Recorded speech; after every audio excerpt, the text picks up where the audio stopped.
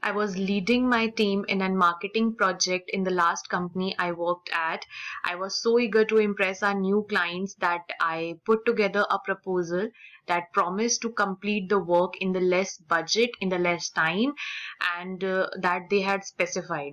The client was very delighted and eagerly offered us the work. As the project went on, it became very clear that we could not be able to deliver it in the shorter time frame that I had suggested. I had been overly optimistic and had overpromised in my effort to impress. My company had to offer a reduced rate to make up for the delays. I apologized to the client and to the boss, and I admit my mistake. I learned that it is much better to be realistic and honest from the outset rather than overpromise and underdeliver. I've never made that mistake again. Now I take approach of making conservative assurances and then delighting clients when the work comes in faster or under budget. Thank you.